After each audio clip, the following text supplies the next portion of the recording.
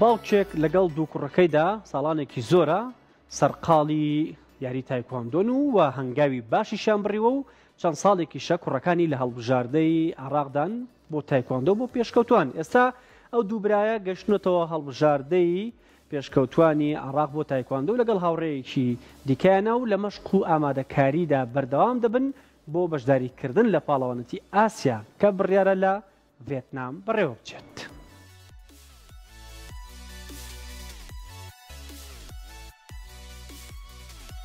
سێریزانی کورد گەیشتنە ڕیزی هەڵبژاردەی تایکواندۆی عراق بۆ ئاستی پێشکەوتوان کە دوانیان بران. لە شاری بەغدا پاڵاوتن بۆ دەستنیشانکردنی یاریزانانی تایکواندۆی هەڵبژاردەی عراق کرا. ئەمە بۆ بەشداریکردن بوو لە پاڵەوانەتی ئاسیا. دوای کێبڕکێکی زۆر سێ کوڕە کورد توانیان بلیتی گەیشتن بە هەڵبژاردەی عراق بەدەست بهێنن. دوو لە یاریزانەکان برای یەکترن و باوکیشان ڕاهێنەریانە. ئەوانیش دانا و عەبدولقادر گۆران. دانا گۆران، عەبدولقادر گۆران کە ئەمە چەندین جارە لە ڕیزی هەڵبژاردەکەدا جێگەیان بۆ خۆیان گرتووە.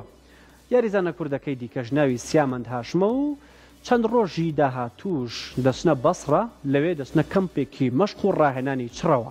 دواتر بەشداری پاڵەوانەتی ئاسیا دەکەن کە بڕیارە لە ماوەی داهاتوودا لە ڤێتنام بەڕێوە بچێت.